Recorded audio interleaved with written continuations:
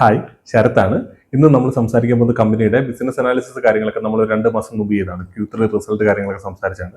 ആ സമയത്ത് തന്നെ പറഞ്ഞിരുന്നതാണ് ഒരു മൾട്ടി ബാഗർ പൊട്ടൻഷ്യൽ ഉള്ള സ്റ്റോക്ക് ആണെന്നുള്ള കാര്യമൊക്കെ. നമ്മളത് സംസാരിച്ചതിന് ശേഷം ഞാൻ ഓൾറെഡി ഇൻവെസ്റ്റഡ് ആയിട്ടുള്ള കമ്പനിയായിരുന്നു. അതിൽ ഏകദേശം കഴിഞ്ഞ ഒരു 3 മാസത്തിൽ എനിക്ക് ഏകദേശം ഒരു 60-70% റിട്ടേൺ ജനറേറ്റ് ചെയ്തിട്ടുള്ള കമ്പനിയാണ്. സോ അത്ര റിട്ടേൺ ജനറേറ്റ് ചെയ്ത് തന്നെങ്കിലും ഇനിയും അതിന് നല്ല പൊട്ടൻഷ്യൽ ഉള്ള കമ്പനി തന്നെയാണ്. ആ സമയത്ത് ഞാൻ പറഞ്ഞിരുന്നത് ഒരു മൾട്ടി ബാഗർ പൊട്ടൻഷ്യൽ ഉള്ള സ്റ്റോക്ക് തന്നെയാണെന്നുള്ള കാര്യം. ഇപ്പം നോക്കിയാൽ സ്റ്റോക്ക് അതിനെക്കഴിഞ്ഞും കുറച്ചുകൂടെ ബെറ്റർ ആയിട്ട് തന്നെയാണ് ഇപ്പോൾ ഉള്ളത്. നമുക്ക് അതിന്റെ ഡീറ്റെയിൽ കമ്പനിയുടെ പേരെന്ന് പറഞ്ഞാൽ ആദിത്യ ഇൻഫോടെക് എന്നാണ്. നമുക്ക് ഡീറ്റെയിൽ ആയിട്ട് അവരുടെ ബിസിനസ് കാര്യങ്ങളൊക്കെ നോക്കാം. അവർ ആദിത്യ ഇൻഫോടെക് എന്നുള്ള അവരുടെ കമ്പനിയുടെ പേര് അവർ അറിയപ്പെടുന്ന CP പ്ലസ് എന്ന് പറയുന്ന അവരുടെ ബ്രാൻഡിന്റെ പേരിലാണ്. മെയിൻ ആയിട്ട് അവരെന്താ ചെയ്യുന്നത് വെച്ചാൽ ഈ CCTV കാര്യങ്ങളൊക്കെ മാനുഫാക്ചർ ചെയ്യുകയാണ് ചെയ്യുന്നത്. മാനുഫാക്ചർ ചെയ്തതിന് ശേഷം അത് ഡൊമസ്റ്റിക് ആയിട്ട് ഇന്ത്യയിൽ തന്നെയാണ് അവർ സെല് ചെയ്തുകൊണ്ടിരിക്കുന്നത്. അവർ പിന്നെ കൂടുതൽ കാര്യങ്ങൾ അവർ ഇമ്പോർട്ട് ചെയ്യുന്നുണ്ട്. പുറത്തുനിന്ന് ഇമ്പോർട്ട് ചെയ്തതിന് ശേഷം ഇവിടെ അവർ അവരുടെ മാനുഫാക്ചറിങ് യൂണിറ്റ് കാര്യങ്ങളൊക്കെ ഉണ്ട്, അതിലിട്ട് അവർ മാനുഫാക്ചർ ചെയ്യുകയാണ് ചെയ്യുന്നത്. വെറുതെ പുറത്തുനിന്ന് സാധനങ്ങൾ കൊണ്ടുവന്ന് ഇവിടെ അസംബിൾ ചെയ്ത് സെല് ചെയ്യുകയല്ല അവർ ചെയ്യുന്നത്. അവർക്ക് കൃത്യമായിട്ട് മാനുഫാക്ചറിങ് യൂണിറ്റുകളോ അല്ലെങ്കിൽ ഈ പറഞ്ഞ പോലെ ബാക്ക്വേർഡ് ആയിട്ട് അവർ കുറേ കാര്യങ്ങൾ ഇന്റഗ്രേഷൻ കാര്യങ്ങളൊക്കെ ചെയ്തിട്ടുണ്ട്. സോ അതുകൊണ്ട് തന്നെ ഇവർ കൂടുതലായിട്ട് സ്വന്തമായിട്ട് മാനുഫാക്ചറിങ് ആണ് ചെയ്യുന്നത്. അതിനകത്ത് ഇവരുടെ റോ മെറ്റീരിയൽ കാര്യങ്ങളൊക്കെ പുറത്തുനിന്ന് കുറേ കാര്യങ്ങൾ വരുന്നുണ്ട്. അങ്ങനെയാണെങ്കിലും ഇന്ത്യയിൽ ഇപ്പോൾ ലീഡിംഗ് ആയിട്ടുള്ള ഒരു കമ്പനിയാണ് ഈ CP പ്ലസ് എന്ന് പറഞ്ഞാൽ ഈ CCTVയുടെ കാര്യത്തിൽ. നമുക്ക് ആദ്യം ബിസിനസിനെ പറ്റി സംസാരിക്കുന്നത് മുമ്പ് ബേസിക് ആയിട്ട് ആ ഒരു സെക്ടറിനെ പറ്റി മനസ്സിലാക്കിയാൽ ഈ മാനേജ്മെന്റ് പറയുന്ന അനുസരിച്ചിട്ടോ അല്ലെങ്കിൽ മൊത്തത്തിൽ ആ ഒരു സെക്ടറിൽ നടക്കുന്ന സ്റ്റഡിയൊക്കെ വെച്ചിട്ട് ഏകദേശം 20% മുകളിൽ ആ ഒരു സെക്ടറിൽ തന്നെ അതിന് മുകളിൽ 20% മുകളിൽ ഗ്രോത്ത് വരാനുള്ള സാധ്യതയുണ്ട്. അടുത്തൊരു 2-3 വർഷം ഏകദേശം ഈ ഒരു 20% മുകളിൽ തന്നെ ഗ്രോത്ത് വരും എന്നുള്ള കാര്യമാണ് മാനേജ്മെന്റ് പറയുന്നത്. പക്ഷേ അങ്ങനെയാണെങ്കിലും മാനേജ്മെന്റിന്റെ ഒരു അസസ്മെന്റ് വെച്ചിട്ട് അവർ പറയുന്നത് 15-16% ഗ്രോത്ത് എങ്കിലും ഈ ഒരു FY27 ഉണ്ടാവും എന്നുള്ള കാര്യമാണ്. അതിന്റെ മെയിൻ റീസൺ എന്താണെന്ന് വെച്ചാൽ കഴിഞ്ഞ വർഷത്തിൽ ഈ ഒരു സെക്ടറിൽ വലിയ ഗ്രോത്ത് വന്നിരുന്നില്ല. അതിന്റെ കാര്യം എന്താണെന്ന് വെച്ചാൽ ഇന്ത്യൻ ഗവൺമെന്റ് കുറച്ച് സർട്ടിഫിക്കേഷൻ കാര്യങ്ങളൊക്കെ കൊണ്ടുവന്നിട്ടുണ്ട്. STQC എന്ന് പറഞ്ഞിട്ട് പുതിയൊരു സർട്ടിഫിക്കേഷൻ കൊണ്ടുവന്നിട്ടുണ്ട് ഈ CCTVയുടെ കാര്യത്തിൽ. എന്ന് വെച്ചാൽ വേറെ ഒന്നും കൊണ്ടല്ല, ഇതിപ്പോൾ നാഷണൽ സെക്യൂരിറ്റിനെ അഫക്ട് ചെയ്യുന്ന ഒരു കാര്യമാണല്ലോ. അപ്പോൾ ചൈനയിൽ നിന്നൊക്കെ ഉള്ള ഒരുപാട് പ്ലേയേഴ്സ് ഇന്ത്യയിൽ ഉണ്ടായിരുന്നു ഈ CCTVയുടെ കാര്യത്തിൽ. അപ്പം ഇതെന്ന് പറഞ്ഞാൽ ഇപ്പോൾ നമ്മുടെ ഇന്ത്യയിലെ ഏതൊരു കോർണറും ഈ CCTV വഴി ആക്സസ് ചെയ്യാനായിട്ട് വരും. അപ്പോൾ നമുക്കിവിടെ വരുന്ന കമ്പനികൾ അവരുടെ എന്തെങ്കിലും കാര്യത്തിൽ അവരുടെ സിസ്റ്റം കാര്യങ്ങളൊക്കെ കോംപ്രമൈസ് ആയി പോയി കഴിഞ്ഞാൽ മൊത്തത്തിൽ നമ്മുടെ സെക്യൂരിറ്റി കാര്യങ്ങൾ അഫക്ട് ചെയ്യുന്നതുകൊണ്ട് തന്നെ ഈ പുതിയൊരു ലൈസൻസിങ് കൊണ്ടു നിൽക്കുന്നതാണ് ഈ STQC എന്ന് പറഞ്ഞത്. അപ്പോൾ ആ ഒരു ലൈസൻസ് ഉള്ള കമ്പനികൾക്ക് മാത്രമേ ഇവിടെ സെല് ചെയ്യാനായിട്ട് പറ്റുള്ളൂ. അതുകൊണ്ട് തന്നെ ഇപ്പോൾ ഒരുപാട് മേജർ ആയിട്ടുള്ള ഇമ്പോർട്ട് ചെയ്യുന്ന കമ്പനികളൊക്കെ ഇപ്പോൾ ഔട്ട് ആയി പോയിട്ടുണ്ട് മാർക്കറ്റിൽ നിന്ന്. ഇപ്പോൾ ഏകദേശം 30ഓളം കമ്പനികൾ മാത്രമേ ഉള്ളൂ ഈ ഒരു ഇന്ത്യൻ മാർക്കറ്റിൽ ഇപ്പോൾ CCTVയിലുള്ളൂ. അതിൽ ഏകദേശം 10-12 എണ്ണം ഇന്റർനാഷണൽ ആണ്, ബാക്കിയുള്ളത് മുഴുവൻ ഡൊമസ്റ്റിക് ആയിട്ടുള്ള കമ്പനികളാണ്. പക്ഷേ ഈ ഒരു കമ്പനി നോക്കിയാൽ CP പ്ലസിനെ നോക്കിയാൽ ഇവർക്ക് കൃത്യമായിട്ടുള്ള കോമ്പറ്റീറ്റർ ഇല്ല. ഇവർ ഓരോ സെഗ്മെന്റിൽ ഇവരിപ്പോൾ പല സെഗ്മെന്റിൽ വർക്ക് ചെയ്യുന്നുണ്ട്. ഇപ്പോൾ കാറിന്റെ ഡാഷ് ക്യാം ആണെങ്കിൽ അല്ലെങ്കിൽ അല്ലാത്ത CCTVs ആണെങ്കിൽ റെയിൽവേ ആയിട്ട് ടൈപ്പിലാണെങ്കിൽ അങ്ങനെ ഒരുപാട് ബിസിനസ്സുകളിൽ ഇവർ വർക്ക് ചെയ്യുന്നുണ്ട്. അതിനകത്ത് പല സ്ഥലത്തും പല കമ്പനികളുടെ കോമ്പറ്റീഷൻ ഉണ്ട്. പക്ഷേ ഡയറക്റ്റ് ആയിട്ട് ഇവരുടെ എല്ലാ പ്രൊഡക്റ്റുകളും ഉള്ള രീതിയിലുള്ള അങ്ങനെ ഫുള്ളായിട്ട് ഇവരുടെ ബിസിനസിനെ കോമ്പറ്റ് ചെയ്യാൻ പറ്റുന്ന വേറെ ബിസിനസ്സുകളൊന്നും തന്നെ ഇന്ത്യയിൽ ഇല്ലെന്നുള്ള കാര്യമാണ് മാനേജ്മെന്റ് പറയുന്നത്. അത് നമുക്ക് ഇവരുടെ റിസൾട്ട് കാണുമ്പോൾ മനസ്സിലാവുന്നുണ്ട്. കഴിഞ്ഞ ക്വാർട്ടറിൽ റിസൾട്ട് വന്ന സമയത്ത് 40% മാർക്കറ്റ് അവർക്ക് മൊത്തത്തിൽ അവർ മാർക്കറ്റ് ഷെയർ ഉണ്ടായിരുന്നു. അത് ഈ ഒരു ക്വാർട്ടർ ആയപ്പോഴത്തേന് 45% കൂടിയിട്ടുണ്ട്. കഴിഞ്ഞ ക്വാർട്ടറിൽ 40 എത്തിയതും നല്ല രീതിയിൽ ഗ്രോ ചെയ്ത് തന്നെയാണ്. അതായത് നല്ല രീതിയിൽ കമ്പനി മാർക്കറ്റ് ഷെയർ ക്യാപ്ചർ ചെയ്യുന്നുണ്ട്. അതായത് ഇവിടുത്തെ സ്മോൾ പ്ലേയേഴ്സിനെ എല്ലാം ഇവർ ഔട്ട് പെർഫോം ചെയ്തുകൊണ്ടിരിക്കുകയാണ്. അപ്പോൾ ഇവർ മാർക്കറ്റ് ഷെയർ 50% ഒക്കെ അടുത്തൊരു 2-3 ക്വാർട്ടറിൽ ആക്കും എന്നുള്ള കാര്യമാണ് കഴിഞ്ഞ Q3യുടെ റിസൾട്ടിന്റെ സമയത്ത് മാനേജ്മെന്റ് പറഞ്ഞിരുന്നത്.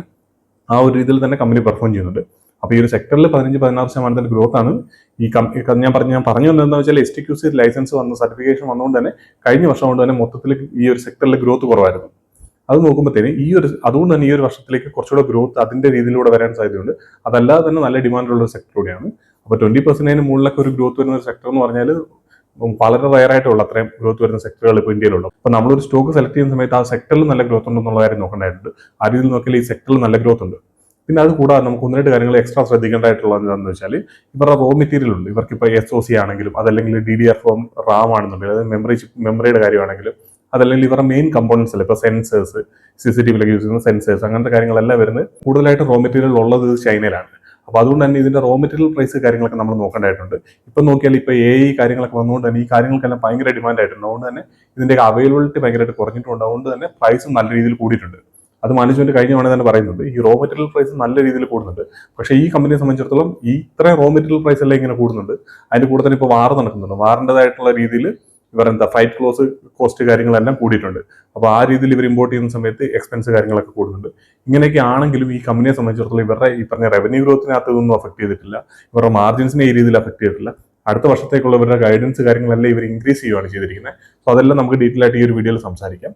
അപ്പോൾ ഈ കാര്യങ്ങൾ ശ്രദ്ധിക്കണം. നമുക്ക് ഈ പറഞ്ഞ SOCയുടെ അല്ലെങ്കിൽ ഈ പറഞ്ഞ DDR4 റാമിന്റെയോ അല്ലെങ്കിൽ ഈ പറഞ്ഞ ബേസിക് ആയിട്ട് പറഞ്ഞ മെമ്മറിയുടെ അല്ലെങ്കിൽ സെൻസേഴ്സിന്റെ ഇതിന്റെയൊക്കെ റോ മെറ്റീരിയൽ പ്രൈസ് കാര്യങ്ങളൊക്കെ നമ്മൾ ശ്രദ്ധിക്കേണ്ടതായിട്ടുണ്ട് ഈ ഒരു കമ്പനിയിൽ. ഇനി ഞാനിപ്പോൾ എന്തായാലും എൻ്റെ സ്ക്രീൻ ഷെയർ ചെയ്യാം. നമ്മൾ ക്യൂപിഡിന്റെ വീഡിയോ ചെയ്തപോലെ തന്നെ മാക്സിമം ആയിട്ട് അവരുടെ കമ്പനിയുടെ PPT കാര്യങ്ങൾ നോക്കാം. അതുപോലെ തന്നെ ഇപ്പോൾ സ്ക്രീനറിൽ കയറിയിട്ട് ഇവരുടെ പി റേഷ്യോന്റെ കാര്യങ്ങളൊക്കെ നമുക്ക് നോക്കേണ്ടതായിട്ടുണ്ട്. അതുപോലെ ഗൈഡൻസ് കാര്യങ്ങളെല്ലാം PPT അവൈലബിൾ ആണ്. അതിനെ പറ്റിയിട്ടെല്ലാം നമുക്ക് ഡീറ്റെയിൽ ആയിട്ട് സംസാരിക്കാം. അപ്പോൾ ഇതാണ് ആദ്യത്തെ ഇൻഫോടെക്കിന്റെ PPT ഇൻവെസ്റ്റർ പ്രസന്റേഷൻ ആണ് Q4 FY26ന്റെ. നമുക്ക് ഡീറ്റെയിൽ ആയിട്ട് കാര്യങ്ങളിലേക്ക് കിടക്കാം. അതിന് മുമ്പായിട്ട് നമുക്ക് ആദ്യം ഇവരുടെ റിസൾട്ട് നോക്കാം. Q4ന്റെ അതേപോലെ തന്നെ ഫുൾ ഇയറിന്റെ റിസൾട്ട് നമുക്ക് സംസാരിക്കാം. അതിന് ശേഷം ബാക്കി ബിസിനസ്സിലേക്ക് കാര്യങ്ങളിലേക്ക് കിടക്കാം. Q4ന്റെ റിസൾട്ട് എടുക്കുന്ന സമയത്ത് Q4ന്റെ റിസൾട്ട് റവന്യൂ ഗ്രോത്ത് എന്ന് പറയുന്നത് ഏകദേശം 45.5% റവന്യൂ ഗ്രോത്ത്. 1422 കോടിയാണ് അവരുടെ ടോട്ടൽ റവന്യൂ എന്ന് പറയുന്നത്. നമ്മൾ കഴിഞ്ഞ ക്വാർട്ടർ ഡിസ്കസ് ചെയ്ത് പറഞ്ഞിരുന്നത് നമ്മൾ മിനിമം ഈ കമ്പനിയിൽ എക്സ്പെക്ട് ചെയ്യുന്ന 30% ഗ്രോത്ത് ആണ്. സോ ഈ ഒരു ക്വാർട്ടറിൽ അവർ 46% അടുത്ത് റവന്യൂ ഗ്രോത്ത് വന്നിട്ടുണ്ട്. അത് ഫുൾ ഫൈനാൻഷ്യൽ ഇയർ നോക്കിക്കഴിഞ്ഞാൽ അവിടെ ഏകദേശം 35.6%. നമ്മൾ 30% ഗ്രോത്ത് ആണ് ഫുൾ ഫൈനാൻഷ്യൽ ഇയറിൽ എടുത്തിരുന്നത്. സോ അതിന് മുകളിൽ 36% അവരുടെ റവന്യൂ ഗ്രോത്ത് വന്നിട്ടുണ്ട്. ഏകദേശം 4221 കോടിയാണ് അവരുടെ റവന്യൂ എന്ന് പറയുന്നത്. അത് മാനേജ്മെന്റിന്റെ ഗൈഡൻസ് ഉണ്ടായിരുന്നു. 3900 തൊട്ട് 4100 വരെയായിരുന്നു അവരുടെ ഗൈഡൻസ് ഈ റവന്യൂ അച്ചീവ് ചെയ്യുക എന്നുള്ള കാര്യം. അത് 4221 കോടിയാണ് അവർ മൊത്തത്തിൽ എത്തിക്കുന്നത്. അവരുടെ ഗൈഡൻസിന് മുകളിൽ കമ്പനിക്ക് പെർഫോം ചെയ്യാനായിട്ട് പറ്റിയിട്ടുണ്ട്. അടുത്ത് നമ്മൾ ഈ ഒരു Q4ലെ എബിറ്റ നോക്കിക്കഴിഞ്ഞാൽ ഏകദേശം 258 കോടിയാണ്. 1400 കോടി റവന്യൂവിൽ 258 കോടി എബിറ്റയുടെ ഗ്രോത്ത് എന്ന് പറഞ്ഞാൽ 162%. 46% റവന്യൂ ഗ്രോത്ത്, 62% എബിറ്റ ഗ്രോത്ത്. അത് പ്രോഫിറ്റിലേക്ക് വന്നു കഴിഞ്ഞാൽ ഏകദേശം 208% പ്രോഫിറ്റ് ഗ്രോത്ത്. 169 കോടിയാണ് ഈ ഒരു ക്വാർട്ടറിലെ പ്രോഫിറ്റ് എന്ന് പറഞ്ഞാൽ. നല്ല രീതിയിൽ കമ്പനിയിൽ ഓപ്പറേറ്റിംഗ് ലിവറേജ് കിട്ടിയിട്ടുണ്ടെന്ന് നമുക്ക് കാണാനായിട്ട് പറ്റും. അതായത് ഇപ്പം ഞാൻ നേരത്തെ പറഞ്ഞത് ഇവിടെ ഒരുപാട് ക്രൈസിസ് കാര്യങ്ങൾ നടക്കുന്നുണ്ട്. റോ മെറ്റീരിയൽ പ്രൈസ് കാര്യങ്ങളെല്ലാം നല്ല രീതിയിൽ ഇൻക്രീസ് ആയിട്ടുണ്ട്. അതുപോലെ തന്നെ ഈ പറഞ്ഞ ഇമ്പോർട്ടിന്റെ കാര്യങ്ങളിലൊക്കെ ആണെങ്കിലും അവിടെ കോസ്റ്റ് കാര്യങ്ങളെല്ലാം ഇൻക്രീസ് ചെയ്തിട്ടുണ്ട്. ആ ഒരു സിറ്റുവേഷനിൽ പോലും കമ്പനിയിൽ നല്ല രീതിയിൽ ഓപ്പറേറ്റിംഗ് ലിവറേജ് കാര്യങ്ങളൊക്കെ കിട്ടിയിട്ടുണ്ട്. എബിറ്റ കാര്യങ്ങളൊക്കെ നല്ല രീതിയിൽ ഇൻക്രീസ് ആയിട്ടുണ്ട്. അത് പറയുന്നത് വെച്ചാൽ ഇവർക്ക് ഈ റോ മെറ്റീരിയൽ പ്രൈസ് കാര്യങ്ങളൊന്നും ഇവരെ അഫക്ട് ചെയ്തിട്ടില്ല. ഇവർക്ക് നല്ല രീതിയിൽ എന്താ പറയുന്നത് പ്രൈസിങ് പവർ ഉണ്ടെന്ന് പറയാം കമ്പനിക്ക്. കാരണം അവരുടെ പ്രൊഡക്റ്റിനെ ഇവർ എത്ര റോ മെറ്റീരിയൽ പ്രൈസ് കൂടിയാലും ഇവർക്ക് അതിന് മുകളിൽ പ്രൈസ് കൂട്ടിയിട്ട് സെല് ചെയ്യാനായിട്ട് പറ്റുന്നുണ്ട്. മാനേജ്മെന്റിനോട് ചോദിക്കുമ്പോൾ അവർ ക്ലിയർ ആയിട്ട് അത് തന്നെയാണ് പറയുന്നത്. എല്ലാ മാസവും ഇവരിപ്പോൾ പ്രൈസ് കൂട്ടിക്കൊണ്ടിരിക്കുകയാണ് പ്രൊഡക്റ്റിന്റെ. 2027 എൻഡ് വരെയെങ്കിലും ഈ ഒരു രീതിയിൽ പ്രൈസ് കൂടാനുള്ള സാധ്യത ഉണ്ടെന്നുള്ള കാര്യം തന്നെയാണ് മാനേജ്മെന്റ് പറയുന്നത്. പക്ഷെ എന്നിട്ട് പോലും അവർ ഞാൻ ഗൈഡൻസിനെ പറ്റി പറയുമ്പോൾ അത് പറയാം. അവർ ഗൈഡൻസിൽ ഈ മാർജിൻസ് കാര്യങ്ങളെല്ലാം ഇമ്പ്രൂവ് ചെയ്യുക കാര്യമാണ് പറഞ്ഞേക്കുന്നത്. ഇനി നമ്മൾ ഫുൾ ഇയറിൽ ഞാൻ പറഞ്ഞില്ല 4200 കോടി റവന്യൂ, അവിടെ 36% revenue growth, 124% EBITA growth, 166% profit growth എന്ന് പറയുന്നത്. പ്രോഫിറ്റ് ഏകദേശം 368 കോടിയാണ് ഈ ഒരു ഫൈനാൻഷ്യൽ ഇയറിൽ അവർ അച്ചീവ് ചെയ്തിട്ടുള്ളത്.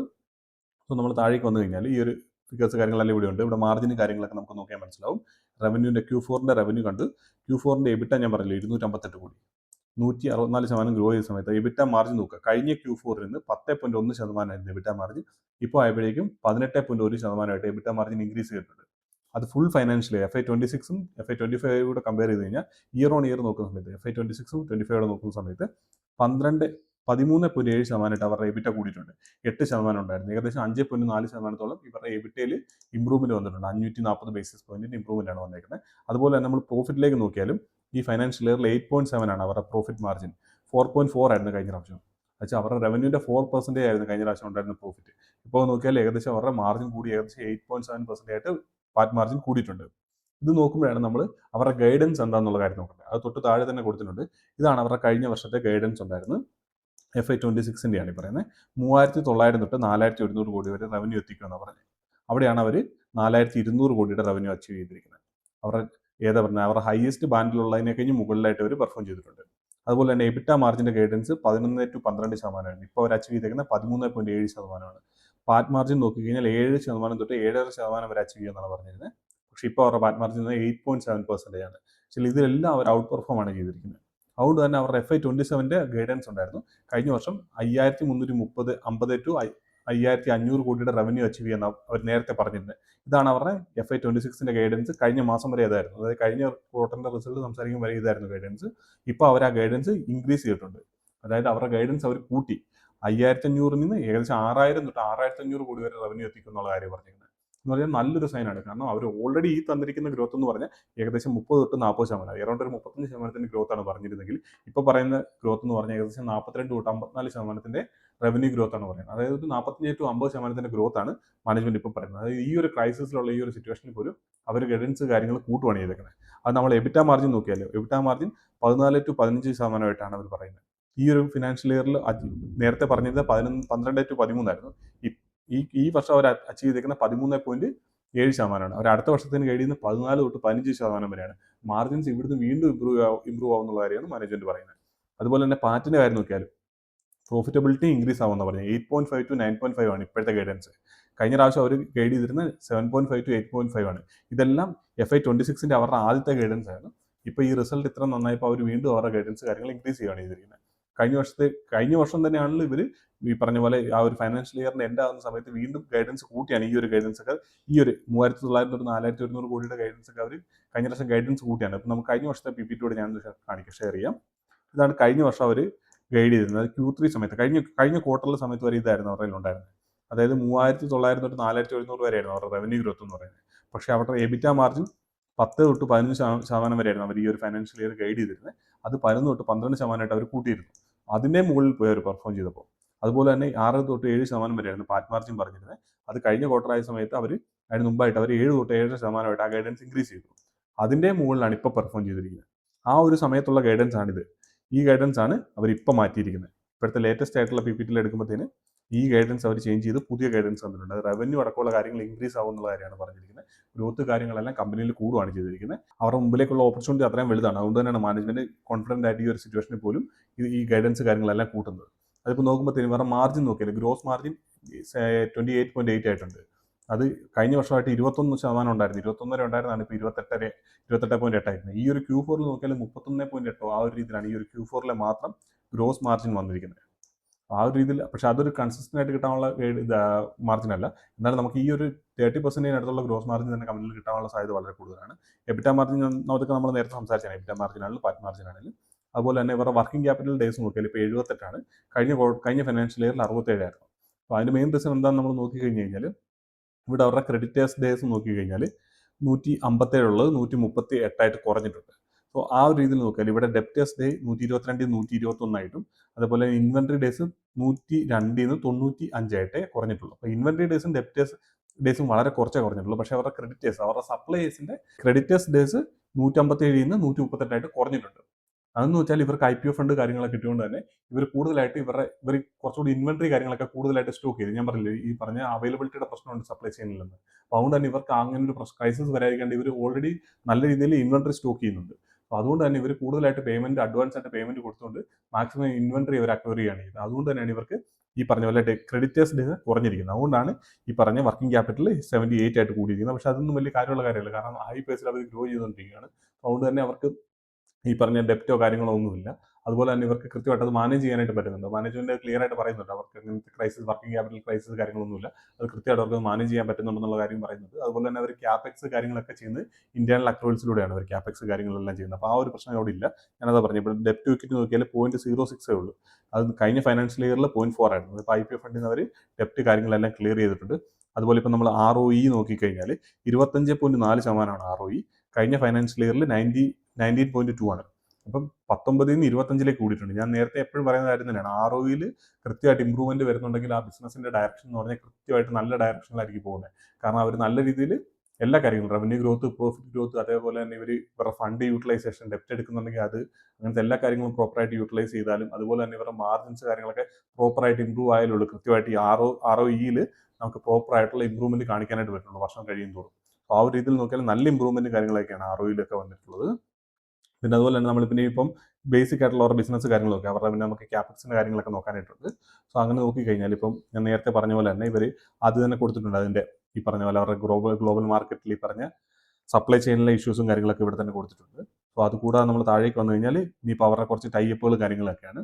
അതിനകത്ത് SOC ഇവർ മെയിനായിട്ട് എടുക്കുന്നത് കോൾകോമുമായിട്ട് ഇപ്പോൾ ഒരു പുതിയൊരു എഗ്രിമെന്റ് എത്തിയാൽ ഞാൻ പറഞ്ഞത് അത് ഇവിടെ താഴെ കൊടുത്തിട്ടുണ്ട്. അതെന്ന് വെച്ചാൽ വേറെ ഒന്നുമില്ല, AI കൂടുതലായിട്ട് ഇവരുടെ ക്യാമറകളിലേക്ക് ഇംപ്ലിമെന്റ് ചെയ്യാനായിട്ടും ആ ഒരു രീതിയിൽ സോഫ്റ്റ്വെയർ കാര്യങ്ങളൊക്കെ ഡെവലപ്പ് ചെയ്യാനുള്ള കാര്യങ്ങളിലേക്കാണ് അവർ കടന്നിരിക്കുന്നത്. ഇതെല്ലാം മാർജിൻ കൂട്ടാനായിട്ട് ഹെൽപ്പ് ചെയ്യുന്ന ഒരു കാര്യം തന്നെയാണ്.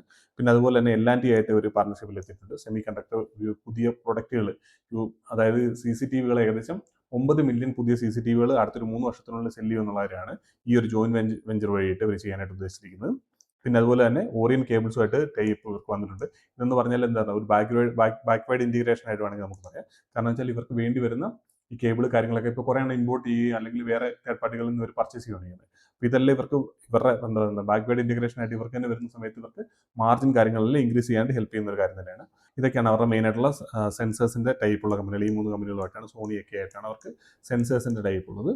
പിന്നെ നോക്കിക്കഴിഞ്ഞാൽ താഴോട്ട് വന്നു കഴിഞ്ഞാൽ അവർക്ക് നല്ല രീതിയിൽ ഇവർ R&D ചെയ്യുന്ന ഒരു കമ്പനിയാണ്. ഇവർ പുതിയതായിട്ട് ഇപ്പോൾ ഒരു R&D സെന്റർ ബാംഗ്ലൂരിൽ സ്റ്റാർട്ട് ചെയ്യാൻ പോകുന്നുണ്ടെന്നുള്ള കാര്യം മാനേജ്മെന്റ് പറഞ്ഞിട്ടുണ്ട്. അതായത് വെറുതെ ഇവർ പ്രൊഡക്റ്റ് സെല് ചെയ്യുകയല്ല, നല്ല രീതിയിൽ ഇവരതിനകത്ത് R&D ചെയ്യുന്നുണ്ട്. അതുകൊണ്ട് തന്നെ നമുക്ക് വരുന്ന വർഷങ്ങളിലൊക്കെ നല്ല രീതിയിൽ ഇവർ നല്ല പ്രൊഡക്റ്റുകൾ, പ്രത്യേകിച്ച് എല്ലാ വർഷങ്ങളിലും ഇവർ നല്ല പ്രൊഡക്റ്റുകൾ മാർക്കറ്റിലേക്ക് ആഡ് ചെയ്യുന്നുണ്ട്. അതൊക്കെ നമ്മൾ കഴിഞ്ഞ ക്വാർട്ടറിൽ ബിസിനസ് അനാലിസിസ് ചെയ്ത സമയത്ത് കൂടുതലായിട്ട് പറഞ്ഞത് അവർ ഏതൊക്കെ പ്രൊഡക്റ്റാണ് പുതിയതായിട്ട് കൊണ്ടുവന്നിരിക്കുന്ന കാര്യം. സോ അതൊക്കെ നമുക്ക് ഇവിടെ തന്നെ ഇതിനകത്ത് തന്നെ ഉണ്ട്, നമുക്ക് നോക്കാം. ഇത് അവരുടെ മാനുഫാക്ചറിങ് പ്ലാന്റിന്റെ കാര്യങ്ങളൊക്കെയാണ്.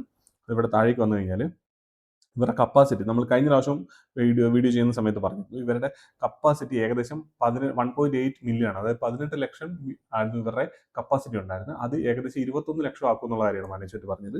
അത് നോക്കിക്കഴിഞ്ഞാൽ ഇപ്പോൾ ഏകദേശം 25 ലക്ഷം, അതായത് 2.5 മില്യൺ ആയിട്ട് അവരുടെ കപ്പാസിറ്റി അവർ കൂട്ടിയിട്ടുണ്ട്.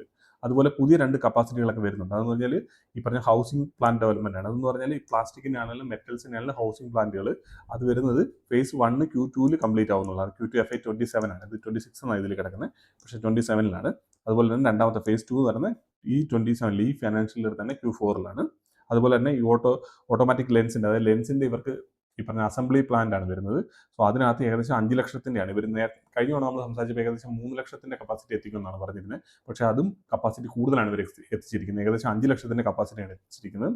അതുപോലെ തന്നെ അവർക്കത് 1 മില്യൺ കപ്പാസിറ്റി പെർ മന്തിലേക്ക് ഇൻക്രീസ് ചെയ്യുമെന്നുള്ള കാര്യമാണ് പറഞ്ഞിരിക്കുന്നത്.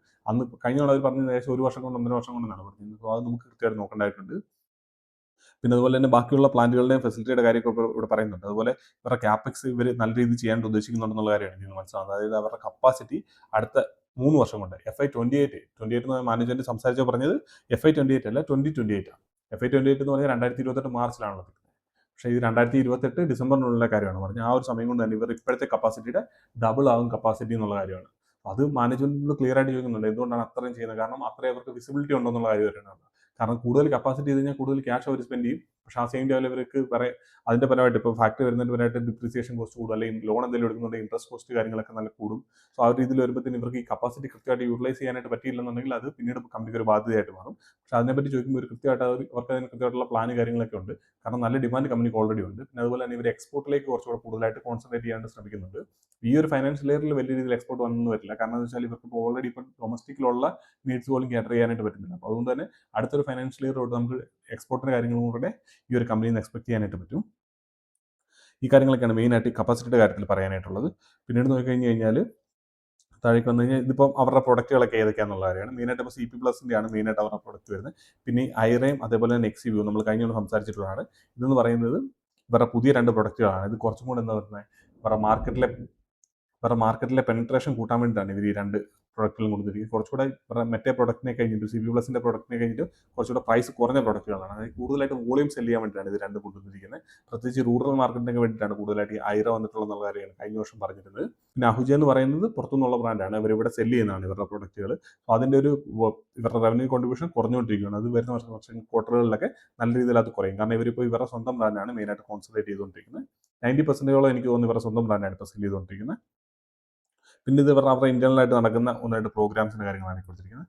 നമ്മൾ താഴേക്ക് വന്നു കഴിഞ്ഞാൽ ഇപ്പോൾ ഇവർ പറഞ്ഞ പോലെ ആഡിന് സ്പെൻഡ് ചെയ്യുന്നത്. ഇപ്പോൾ തമിഴ്നാട്ടിൽ വിജയ് സേതുപതിയും കേരളത്തിൽ ഇപ്പോൾ പൃഥ്വിരാജുമാണ് ഇതിൻ്റെ ആഡ് കാര്യങ്ങളൊക്കെ ചെയ്യുന്നത്. അതുപോലെ തന്നെ പഞ്ചാബ് കിങ്സിനെയാണ് ഇവർ IPL ഇവർ സ്പോൺസർ ചെയ്തിട്ടുണ്ടായിരുന്നു. ജേഴ്സിയിൽ ഇവരുടെ പേര് നമുക്ക് കൃത്യമായിട്ട് കാണാനായിട്ട് പറ്റും. പിന്നെ അതുപോലെ തന്നെ മേജറായിട്ടുള്ള എയർപോർട്ടുകളിൽ കാര്യങ്ങളിലൊക്കെ ഇവർ ഇതിൻ്റെ ഇവിടെ ഹോർഡിങ്സുകളും കാര്യങ്ങളൊക്കെ വെക്കാൻ തുടങ്ങിയിട്ടുണ്ട്. സോ നല്ല രീതിയിൽ ഇവരുടെ ബ്രാൻഡിൻ്റെ അവയർനെസ് മാർക്കറ്റിൽ ഇവർ ഇൻക്രീസ് ചെയ്യുന്നുണ്ട്. അത് നമുക്ക് കൃത്യമായിട്ട് കാണാനായിട്ട് പറ്റും. പിന്നെ അതുപോലെ തന്നെ അവരുടെ അടുത്ത വർഷത്തെ ഗൈഡൻസ് ഇതിപ്പോൾ നമ്മൾ ഓൾറെഡി സംസാരിച്ചാണ്. 6,000 തൊട്ട് 6,500 കോടി റവന്യൂ, അതുപോലെ തന്നെ പാറ്റ് മാർജിനും കാര്യങ്ങളൊക്കെ ഇൻക്രീസ് ആവുന്നുള്ള കാര്യം, 8.9% പാറ്റ് മാർജിനും കാര്യങ്ങൾ എത്തും എന്നുള്ള കാര്യം. സോ അതിൻ്റെ റീസൺസ് ഒക്കെയാണ് ഇവർ പറഞ്ഞിരിക്കുന്നത്.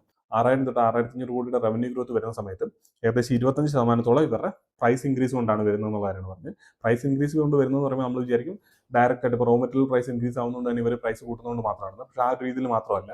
ഇവരുടെ ക്യാമറാസ് നോക്കിക്കഴിഞ്ഞാൽ IP ക്യാമറാസ് ഉണ്ട്, അതുപോലെ തന്നെ പഴയ HD ക്യാമറാസ് ഉണ്ട്. സോ HD ക്യാമറാസിൽ നിന്ന് ഇപ്പോൾ IP ക്യാമറയിലേക്ക് മാറുന്ന സമയത്ത് IP ക്യാമറയുടെ പ്രൈസ് എന്ന് പറഞ്ഞാൽ HD ക്യാമറ കഴിഞ്ഞും, അതായത് അനലോഗ് ക്യാമറ കഴിഞ്ഞിട്ട് ഏകദേശം ഒരു 2-3 ഇരട്ടിയാണ് ഇതിൻ്റെ പ്രൈസ് എന്ന് പറയുന്നത്. അതിന് മാർജിനും കൂടുതലാണ്, പ്രൈസും കൂടുതലാണ്. അപ്പോൾ ആ ഒരു ട്രാൻസ്ഫോർമേഷൻ നടക്കുന്നതുകൊണ്ട് തന്നെ അതിൻ്റെ രീതിയിൽ നല്ല രീതിയിൽ ഈ പറഞ്ഞ പോലെ പ്രൈസിൽ ആവറേജ് സെല്ലിംഗ് പ്രൈസ് ASP കൂടും എന്നുള്ള കാര്യമാണ് മാനേജ്മെന്റ് പറഞ്ഞിട്ടുള്ളത്. പിന്നെ അതുപോലെ തന്നെ കമ്പനി ഗൈഡ് ചെയ്തിരിക്കുന്ന ഏകദേശം ഒരു 25-30% വോളിയം ഗ്രോത്ത് വരും എന്നുള്ള കാര്യമാണ്. അപ്പോൾ 25-30% വോളിയം ഗ്രോത്തും അതേപോലെ ഏകദേശം ഒരു 25% മുകളിൽ വാല്യൂ ഗ്രോത്തും വരും ഉള്ള കാര്യമാണ് പറഞ്ഞിരിക്കുന്നത്. അതുകൊണ്ടാണ് മാനേജ്മെന്റ് 45-50%ഓളം റവന്യൂ ഗ്രോത്ത് ഓവറോളിൽ ഗൈഡ് ചെയ്തിട്ടുള്ളത്. അതുപോലെ തന്നെ ഏതൊക്കെ രീതിയിലാണ് ഇവരുടെ പ്രോഫിറ്റ് മാർജിൻ ഇമ്പ്രൂവ് ആകുന്നുള്ള കാര്യങ്ങളൊക്കെയാണ് കൊടുത്തിട്ടുള്ളത്. പിന്നെ വേറെ പറയാനായിട്ടുള്ളതെന്ന് വെച്ചാൽ ഇതിപ്പോൾ നമ്മൾ നോക്കിയ കാര്യങ്ങളൊക്കെ തന്നെയാണ്. ഇത്തരം കാര്യങ്ങളൊക്കെയാണ് മെയിനായിട്ട് ഇതിനകത്ത് കൊടുത്തിട്ടുള്ളത്. പിന്നെ നമുക്ക് ഞാൻ പറഞ്ഞ ഡെപ്റ്റ് ഇക്വിറ്റിയുടെ കാര്യം ഞാൻ പറഞ്ഞു, ROEയുടെ കാര്യം പറഞ്ഞു. പിന്നെ CFO നോക്കിക്കഴിഞ്ഞാൽ ഏകദേശം 13 കോടിയാണ് അവരുടെ CFO എന്ന് പറയുന്നത്. അതല്ലാതെ വേറെ ഇപ്പോൾ നമുക്ക് ഡീറ്റെയിൽ ആയിട്ട് സംസാരിക്കേണ്ട മാനേജ്മെൻറ്റ് പറഞ്ഞത് ഈ കാര്യങ്ങളൊക്കെ തന്നെ. അതെല്ലാം ഞാൻ ഇതിനകത്ത് തന്നെ ഇപ്പോൾ സംസാരിച്ചപ്പോൾ തന്നെ മാക്സിമം അതെല്ലാം ഷെയർ ചെയ്തിട്ടുണ്ട്. അപ്പോൾ ഇത്തരം കാര്യങ്ങളൊക്കെയാണ് ബേസിക്കായിട്ട് ഈ ഒരു കമ്പനിയെ പറ്റി പറയാനായിട്ടുള്ളത്. ഇനിയിപ്പോൾ നമുക്ക് വേണമെന്നുണ്ടെങ്കിൽ ഇവരുടെ PE കാര്യങ്ങളൊക്കെ ഒന്ന് നോക്കാം. അതിന് ഞാൻ സ്ക്രീനർ ഷെയർ ചെയ്യാം. സ്ക്രീനറിൽ കയറി നോക്കിയാൽ ഇപ്പോൾ സ്ക്രീനറിൽ വരുന്ന സമയത്ത് ഇവരുടെ മാർക്കറ്റ് ക്യാപ്പ് ഉണ്ട് 31,108 ഇപ്പോഴത്തെ മാർക്കറ്റ് ക്യാപ്പ് എന്ന് പറയുന്നത്. അവരുടെ PE നോക്കിയാൽ 84 ഇപ്പോൾ കറണ്ട് PE എന്ന് പറയുന്നത്. അതിന് മുമ്പായിട്ട് നമുക്ക് അവരുടെ ചാർട്ട് നോക്കിക്കഴിഞ്ഞാൽ ചാർട്ടിൽ ഇതിപ്പോൾ പ്രൈസ് ചാർട്ടാണ്. നമ്മൾ ഏകദേശം ഈ ഒരു സമയത്തായിരുന്നു അവരുടെ വീഡിയോ ചെയ്തിരുന്നത്. ഏകദേശം പ്രൈസ് ഈ ഒരു റേഞ്ചിലുണ്ടായിരുന്ന സമയത്ത്. സോ അതിനൊരു നല്ലൊരു മൂവ്മെൻറ്റ് സ്റ്റോക്കിൽ വന്നിട്ടുണ്ട്. ഞാൻ ഇതിന് മുമ്പായിട്ട് സ്റ്റോക്കിൽ ഇൻവെസ്റ്റഡ് ആയിട്ടുള്ളതായിരുന്നു. അപ്പോൾ നല്ലൊരു മൂവ്മെൻറ്റ് സ്റ്റോക്കിൻ്റെ പ്രൈസിൽ കിട്ടിയിട്ടുണ്ട്. ഇനിയിപ്പോൾ നമുക്ക് PE നോക്കിക്കഴിഞ്ഞാൽ PE ഇപ്പോൾ നമ്മൾ റിസൾട്ട് വരുന്ന സമയത്ത് ഈ ഒരു Q4ൻ്റെ റിസൾട്ട് വരുന്ന സമയത്ത് അവരുടെ PE 120 ആയിരുന്നു അവരുടെ PE ഉണ്ടായിരുന്നത്. പക്ഷേ അവിടെ നിന്ന് ഇമ്മീഡിയറ്റ് ആയിട്ട് അവരുടെ റിസൾട്ട് വന്ന സമയത്ത് PE 84 കുറഞ്ഞിട്ടുണ്ട്. അതിൻ്റെ റീസൺ എന്താണെന്ന് വെച്ചാൽ ഇത്രയും രീതിയിൽ നല്ല രീതിയിൽ അവരുടെ പ്രോഫിറ്റിൽ ഗ്രോത്ത് വന്നുകൊണ്ടാണ് ഈ PE ഈ രീതിയിൽ താഴെ പോകുന്നത്. ഞാനിത് കാണിച്ചത് എന്തുകൊണ്ടാണെന്ന് വെച്ചാൽ സ്റ്റോക്കിൽ എങ്ങനെയാണ് ഈ PE ഹൈ PE ഉള്ള സ്റ്റോക്കുകൾ ഹൈ ഗ്രോത്ത് ഉണ്ടെങ്കിൽ അവരുടെ PE നല്ല രീതിയിൽ പെട്ടെന്ന് തന്നെ ആ ഒരു റിസൾട്ടോട് കൂടിയിട്ട് ഇത്ര ഇമ്പാക്റ്റ് ഉണ്ടാകും. ഇപ്പോൾ 120 നിന്ന് അവർ 84 കുറഞ്ഞിരിക്കുക. ഏകദേശം ഒരു 30% ഡിക്രീസ് അവിടെ നടന്നിട്ടുണ്ട് അവരുടെ PE. സോ അതുപോലെ തന്നെ ഇനിയിപ്പോൾ അവരുടെ നമ്മളിപ്പം റവന്യൂവിൻ്റെ കാര്യം പറഞ്ഞല്ലോ. റവന്യൂ 6,600 തൊട്ട് 6,000 തൊട്ട് 6,500 കോടി വരെ റവന്യൂ എത്തും. അതുപോലെ തന്നെ 8 to 9% പാർട്ട് ഗ്രോത്തും പറഞ്ഞിട്ടുണ്ട്. സോ അത് വെച്ച് നമ്മൾ കാൽക്കുലേറ്റ് ചെയ്യുന്ന സമയത്ത് ഒരു 6,000 റവന്യൂ എത്തും 8.5 പാർട്ട് വരിക. അതായത് ഏറ്റവും കുറവ് വന്നു കഴിഞ്ഞാൽ ഏകദേശം ഒരു 510 കോടിയുടെ പാർട്ട് വരാൻ സാധ്യതയുണ്ട്. അതുപോലെ തന്നെ 6,500 വരെ റവന്യൂ എത്തുകയും 9.5% വരെ അവരുടെ റവന്യൂ പാർട്ട് മാർജിൻ വരികയും ചെയ്തു കഴിഞ്ഞാൽ ഏകദേശം 610-615 കോടിയുടെ പ്രോഫിറ്റ് വരാൻ സാധ്യതയുണ്ട്. ഒരു ആവറേജ് ഒരു 9% ഒരു പാർട്ട് മാർജിനും അതുപോലെ തന്നെ റവന്യൂ ഗ്രോത്ത് ഒരു 6,250 ആ ഒരു റേഞ്ചിൽ. അത് നമുക്ക് ഇതിൻ്റെ ഒരു ആവറേജ് എടുത്തു കഴിഞ്ഞാൽ ഏകദേശം ഒരു 550-560 കോടിയുടെ പാർട്ട് ചെയ്യാനുള്ള സാധ്യതയുണ്ട്. സോ അത് വെച്ചിട്ട് അവരുടെ ഇപ്പോഴത്തെ മാർക്കറ്റ് ക്യാപ്പിന് ഏകദേശം 3,108 നമ്മൾ ഡിവൈഡ് ചെയ്ത് കഴിഞ്ഞാൽ അവരുടെ ഫോർവേഡ് PE കിട്ടും. ആ ഒരു രീതിയിൽ നമ്മൾ ഡിവൈഡ് ചെയ്യുന്ന സമയത്ത് അറൗണ്ട് ഒരു 55 അടുത്തായിട്ടാണ് അവരുടെ ഫോർവേഡ് PE വരുന്നത്. ഇപ്പോഴത്തെ ഒരു കണ്ടീഷനിൽ 45 to 50% ഗ്രോ ചെയ്തുകൊണ്ടിരിക്കുന്ന ഒരു കമ്പനി അറൗണ്ട് ഒരു 50-55 അവരുടെ ഫോർവേഡ് PE ആയിട്ട് വരുന്നത്. അപ്പോൾ നമ്മൾ പെഗ് റേഷ്യോ കാൽക്കുലേറ്റ് ചെയ്ത് അറൗണ്ട് ഒരു 1 അടുത്താണ് അവരുടെ പെഗ് റേഷ്യോ വരുന്നത്. 1-1.2 ആ ഒരു രീതിയിലാണ് അവരുടെ പെഗ് റേഷ്യോ വരുന്നത്. അങ്ങനെ നോക്കുമ്പോൾ അത്യാവശ്യം നല്ല വാല്യൂഷൻ തന്നെയാണ് സ്റ്റോക്ക് അവൈലബിൾ ആയിട്ടുള്ളത്. വരുന്ന ഒരു 2-3 വർഷത്തേന് നല്ല പൊട്ടൻഷ്യൽ ഉള്ള സ്റ്റോക്ക് തന്നെയായിട്ടാണ് ഫീൽ ചെയ്യുന്നത്. അതുപോലെ തന്നെ ഇത്രയും ഒരു നെഗറ്റീവ് ആയിട്ടുള്ള ഒരു കണ്ടീഷനിൽ പോലും അവർ നല്ല രീതിയിൽ ഗ്രോ ചെയ്തിട്ടുണ്ട്. അതുകൊണ്ട് തന്നെ അത് വരുന്ന ഫിനാൻഷ്യൽ ഇയറിലൊക്കെ മാനേജ്മെന്റ് പറഞ്ഞ പോലെ തന്നെ പെർഫോം ചെയ്യുകയാണെന്നുണ്ടെങ്കിൽ കമ്പനിയിൽ ഇനിയും നല്ല രീതിയിൽ റീറേറ്റിംഗ് കിട്ടാനുള്ള പൊട്ടൻഷ്യൽ ഉള്ള കമ്പനിയായിട്ട് തന്നെയാണ് എനിക്ക് തോന്നുന്നത്. പക്ഷേ എന്തായാലും നമ്മളത് കൃത്യമായിട്ട് ട്രാക്ക് ചെയ്യേണ്ടതായിട്ടുണ്ട്. അപ്പോൾ എല്ലാ വീഡിയോയിലും പറയുന്ന പോലെ തന്നെ ഇതൊരു ഇൻവെസ്റ്റ്മെന്റ് അഡ്വൈസ് ആയിട്ട് എടുക്കാതെ ഈ സ്റ്റോക്കിനെ നിങ്ങൾ പഠിക്കേണ്ടതായിട്ടുണ്ട്. കാരണം എന്താണെന്ന് വെച്ചാൽ ഇതിന്റെ റിസൾട്ട് വരുന്ന സമയത്ത് കൃത്യമായിട്ട് ട്രാക്ക് ചെയ്യാനായിട്ട് നിങ്ങൾക്ക് പറ്റണം. അത് ഞാൻ സീരിയസ് ആയിട്ട് തന്നെ പറയുന്നതാണ്. കാരണം എന്താണെന്ന് വെച്ചാൽ ഈ ഒരു സമയത്ത് ഇപ്പം ഞാനോ അല്ലെങ്കിൽ വേറെ ആളോ റെക്കമെൻഡ് ചെയ്തതിന്റെ പേരിൽ ചുമ്മാ ചാടിക്കറി നമ്മൾ ഇൻവെസ്റ്റ് ചെയ്ത് കഴിഞ്ഞാൽ നാളെ ഈ ഒരു സ്റ്റോക്കിനകത്ത് എന്തെങ്കിലും പ്രശ്നമോ കാര്യങ്ങളോ വന്നു കഴിഞ്ഞാൽ ഇപ്പോൾ ഇത് ട്രാക്ക് ചെയ്യുന്ന ആളുകൾ അതിൽ നിന്ന് എക്സിറ്റ് ചെയ്യുന്നുണ്ടാവും. പക്ഷേ കൃത്യസമയത്ത് ഇപ്പോൾ ഞാനാണെങ്കിൽ പോലും എനിക്ക് പോയി ആ ഒരു സമയത്ത് എനിക്ക് പേഴ്സണലായിട്ട് എന്തെങ്കിലും തിരക്കൊണ്ട് വീഡിയോ ചെയ്യാൻ പറ്റില്ല എന്നുണ്ടെങ്കിൽ ആ ഒരു സമയത്ത് 2-3-4 ദിവസം കൊണ്ട് തന്നെ സ്റ്റോക്കിന്റെ പ്രൈസ് നല്ല രീതിയിൽ താഴേക്ക് പോകാൻ സാധ്യതയുണ്ട്. കാരണം ചെറിയൊരു കമ്പനിയാണ്. മാർക്കറ്റ് ക്യാപ്പ് ഒക്കെ 31,000 കോടിയുള്ള മാർക്കറ്റ് ക്യാപ്പ് എന്ന് പറയുന്നത്. അപ്പോൾ അതുകൊണ്ട് തന്നെ കൃത്യമായിട്ട് നിങ്ങൾ പഠിച്ച് അതുപോലെ തന്നെ ഈ സ്റ്റോക്കിന്റെ റിസൾട്ട് വരുന്ന സമയത്ത് നല്ല റിസൾട്ടാണോ അല്ലയോ എന്നൊക്കെയുള്ള കാര്യങ്ങൾ നിങ്ങൾക്ക് സ്വന്തമായിട്ട് അനലൈസ് ചെയ്യാനായിട്ട് പറ്റിയില്ല എന്നുണ്ടെങ്കിൽ അത് നിങ്ങളുടെ ക്യാപിറ്റലിനെ തന്നെ നല്ല രീതിയിൽ അഫക്റ്റ് ചെയ്യാൻ സാധ്യതയുണ്ട്. അതുകൊണ്ട് തന്നെ കൃത്യമായിട്ട് പഠിച്ചതിന് ശേഷം മാത്രം നിങ്ങളുടെ ഇൻവെസ്റ്റ്മെന്റ് ഡിസിഷൻസ് കാര്യങ്ങളൊക്കെ മേക്ക് ചെയ്യുക. നമുക്ക് എന്തായാലും അടുത്തൊരു വീഡിയോയിൽ കാണാം.